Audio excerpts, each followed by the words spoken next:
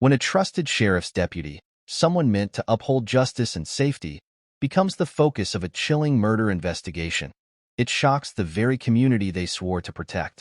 The Spiveys were seen as a loving couple to the outside world, but behind closed doors, a story of love, turmoil, and tragedy unfolded. We're taking you into one of the most disturbing cases of betrayal, heartbreak, and unanswered questions. How does a decorated officer of the law, Renard Spivey, go from protecting lives to standing accused of ending one? And how does the tragic loss of Patricia Spivey, his wife of 27 years, leave their family and the public divided on the truth? Was her death an unfortunate accident, a desperate moment of self-defense, or something much darker? These are the questions that plagued investigators, jurors, and those closest to the couple. Renard wasn't just a deputy. He was a familiar face on television, portraying authority and order as a TV bailiff. Patricia, by all accounts, was a loving wife, a devoted family member, and a woman with so much life ahead of her. Yet, their lives collided with unimaginable tragedy, leaving us wondering, what really happened on that fateful night? Stay with us as we unravel the full story, the timeline of events, the evidence, and the courtroom drama that followed. We'll break down the prosecution's case, the defense's arguments, and the polarizing verdict that has left this story shrouded in debate. And we want to hear from you. Was this a tragic accident? A story of self-defense gone horribly wrong? Or something entirely different? Share your thoughts in the comments below, and don't forget to subscribe for more gripping true crime investigations. Renard and Patricia Spivey were once seen as the ultimate power couple, a pillar of strength in their community. Renard, a man of the law, was well respected in his nearly 30-year career in law enforcement, starting back in 1996.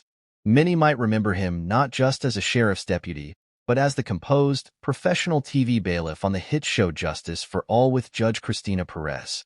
Week after week, he mediated courtroom dramas with a calm authority that mirrored his real-life role as an officer of the law. To his audience, Renard embodied discipline, control, and order. At his side was Patricia Spivey, a devoted wife and mother to her daughter, Patrina Marshall. Described as warm, loyal, and caring, Patricia supported her husband's career while maintaining the stability of their home life. But the public image didn't reflect the challenges brewing beneath the surface. Behind the accolades and television appearances, the couple's relationship faced significant strain. According to reports and testimony, tension in the Spivey household stemmed from several areas. Friends and neighbors later recounted heated arguments that centered on two primary issues: disputes over intimacy and suspicions of infidelity. Patricia reportedly accused Renard of being unfaithful, and these accusations seemed to overlap with concerns about his health and behavior. Public speculation arose around Renard's alleged steroid use, a theory brought to light in the aftermath of the tragedy. Steroids, known for their mood-altering effects, can amplify aggression. Some wondered if this played a role in the escalating arguments between the two. Adding further fuel to the fire were rumors of an extramarital affair, accusations that Renard denied. But Patricia, according to those closest to her, couldn't shake her suspicions. The couple's relationship became more strained, with resentment and mistrust slowly chipping away at their once strong bond. Those who knew the Spiveys often had differing accounts. Some described them as a normal couple who argued like anyone else. Others said the tension in their relationship was far from normal and had escalated over time. One neighbor said they overheard raised voices from their home late at night, saying, quote, "They argued so often, you could almost set your clock to it." The disagreements grew, but what no one could predict was just how far it would go. By the summer of 2019, the Spiveys' marriage was at its breaking point, with an argument that would end in unspeakable tragedy. The Spivey residence, located in a quiet neighborhood in southeast Houston, was just like any other suburban home. A two-story structure with neatly trimmed lawns and rows of similar-looking houses surrounding it. It gave no indication of the chaos that would erupt within its walls that fateful night, chaos that ended in tragedy. It was the night of July 28, 2019. Neighbors would later report hearing faint arguments coming from the home earlier in the evening, a pattern that had become all too familiar. But this argument was different. This one ended with a call to 911 that changed everything. I've been shot. My wife's been shot. It was an accident. I accidentally shot her. Sir, what's your address? Can you tell me what happened? Renard Spivey's frantic 911 call paints a chaotic scene.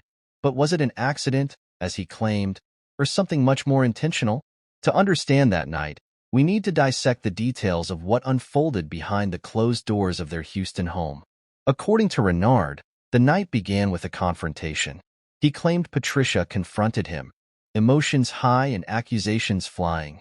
She accused him once again of infidelity, an argument that had become all too familiar between the two. Renard's version of the story claims Patricia grabbed his service weapon during the argument. Tensions erupted, and in the struggle that followed, Patricia was fatally shot.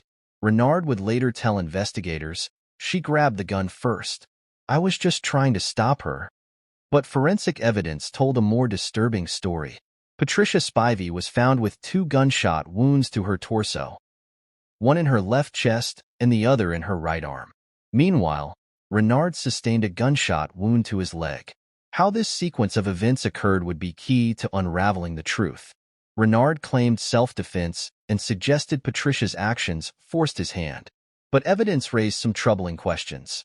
If Renard acted out of fear for his life, why were there 2 gunshot wounds in Patricia? Was the second shot a result of the struggle, or was it something more deliberate?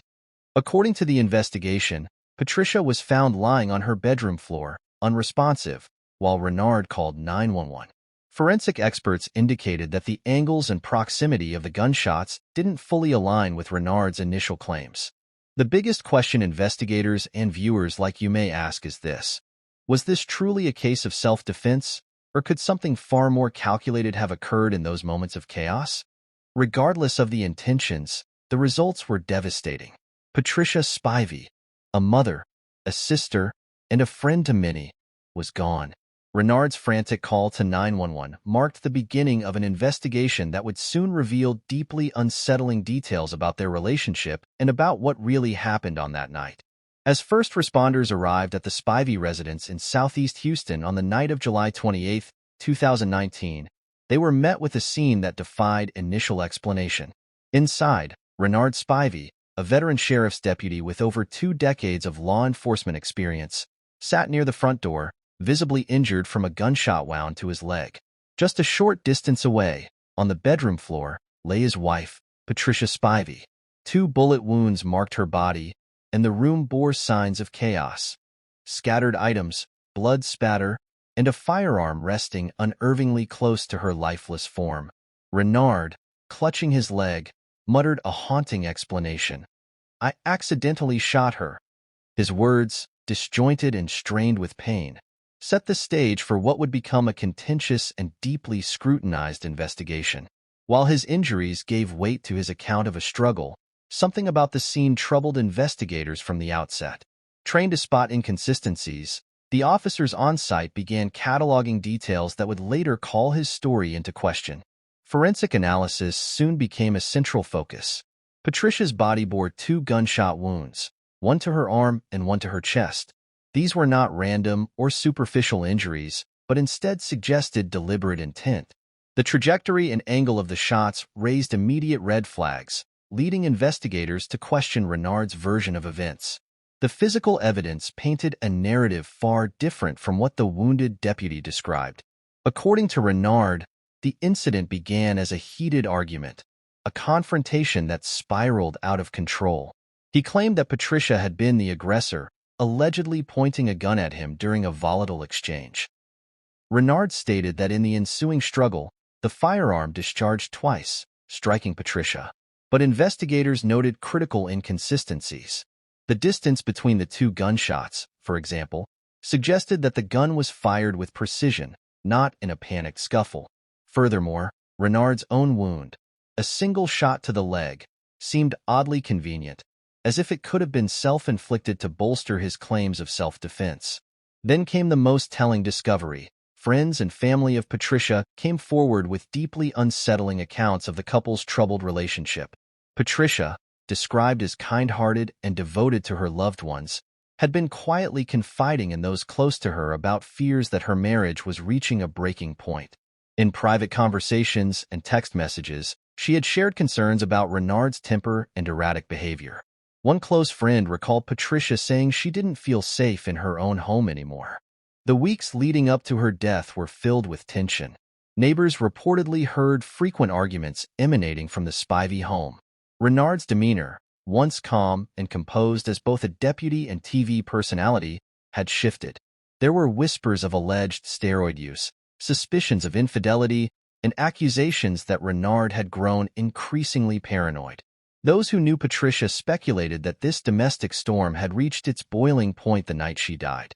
Back at the Harris County Sheriff's Office, the case took a dramatic turn. Less than 24 hours after the shooting, Renard Spivey found himself inside an interrogation room, no longer the authoritative figure asking the questions but the suspect answering them. What investigators observed during the interview raised even more doubt about his claims. Renard initially reiterated his version of events, maintaining that Patricia had been the one wielding the firearm during their dispute. He insisted that her death was an accident caused by their struggle. But under pressure, his narrative began to shift.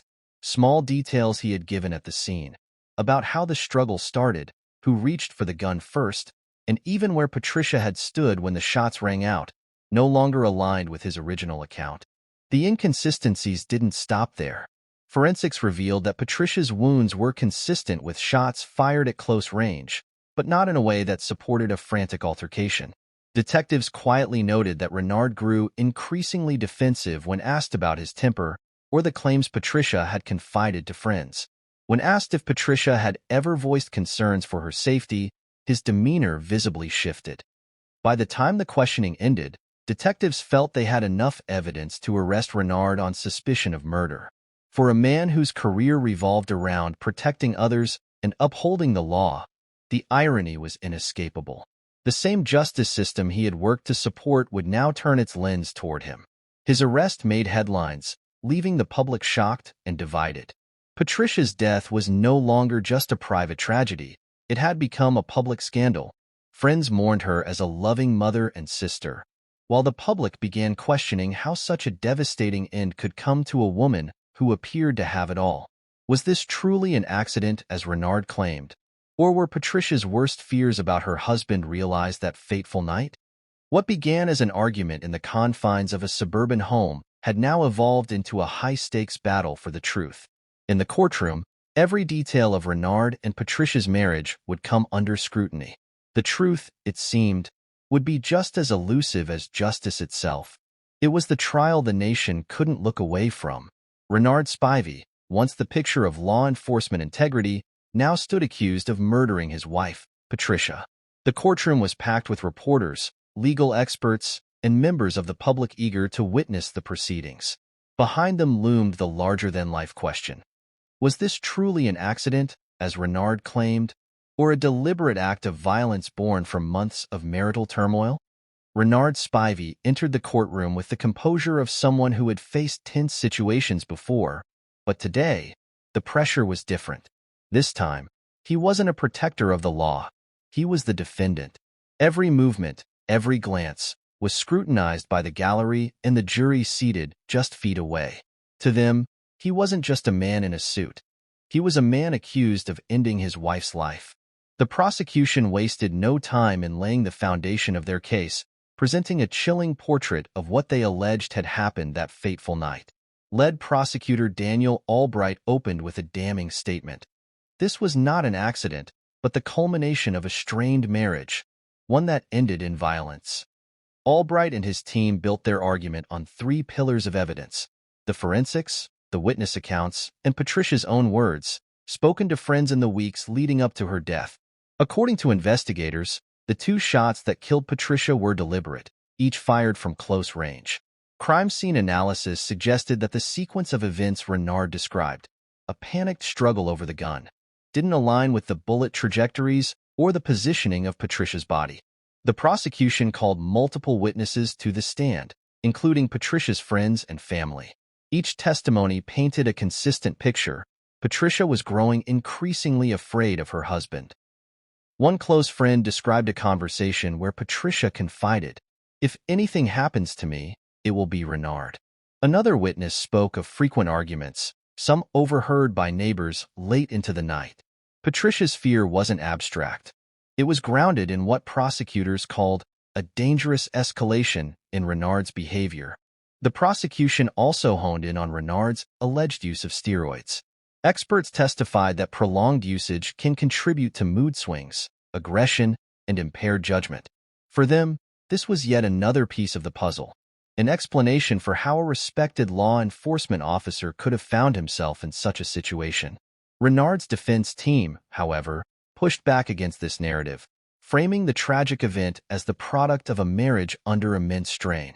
Lead defense attorney Sarah Temple began with a simple yet striking assertion. This was not murder.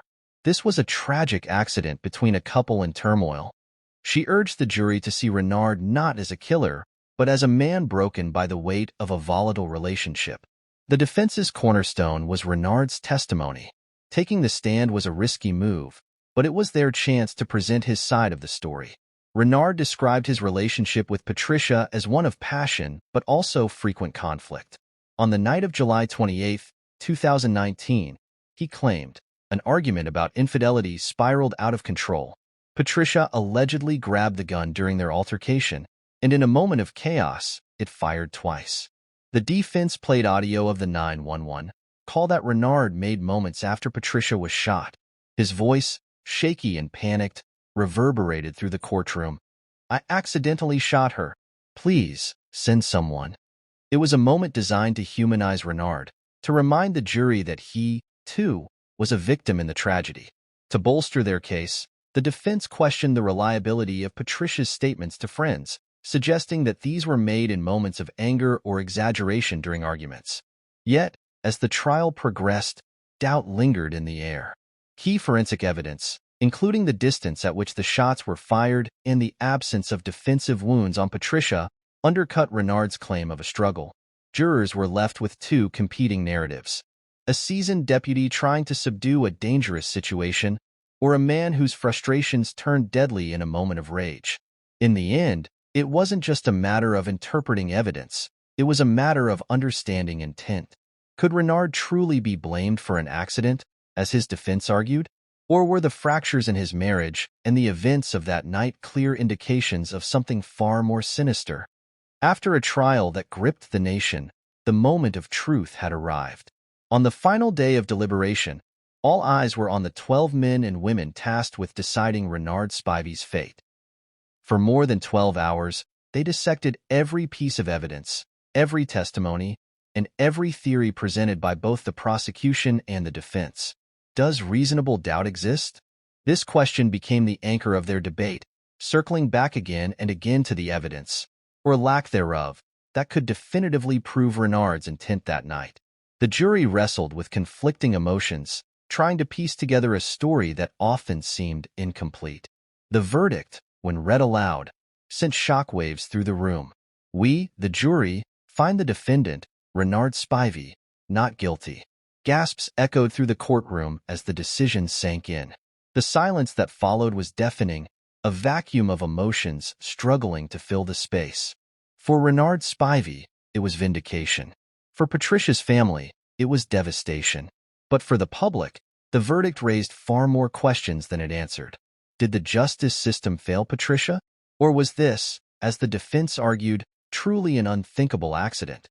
The jury's decision sparked heated discussions outside the courthouse, where supporters of Renard and advocates for Patricia's justice clashed in passionate debates.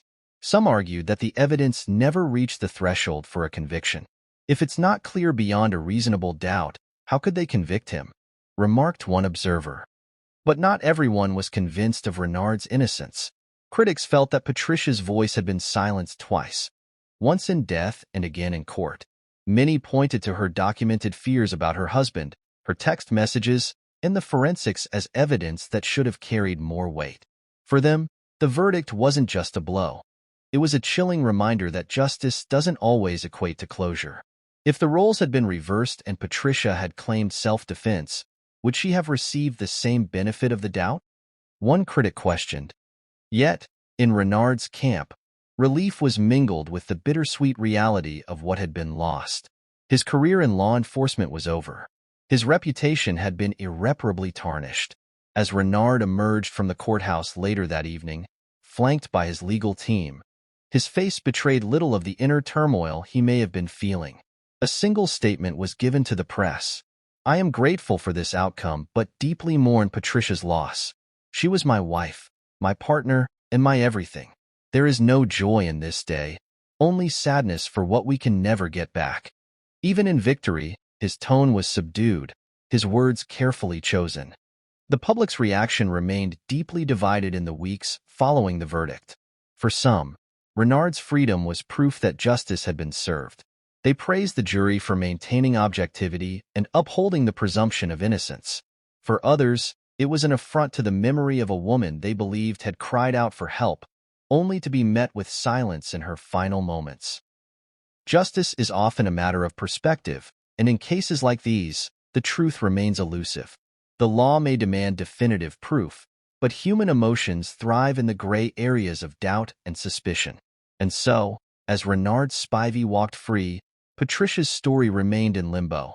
A tale of love and conflict, of lives unraveled by tragedy, and of questions that may never find answers. What do you think led to this verdict? Was it the triumph of reasonable doubt or a failure to deliver justice? Let us know your thoughts in the comments below.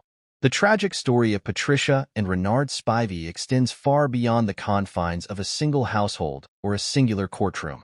It is a lens through which we examine deeper societal issues, ones that are both uncomfortable to confront and impossible to ignore.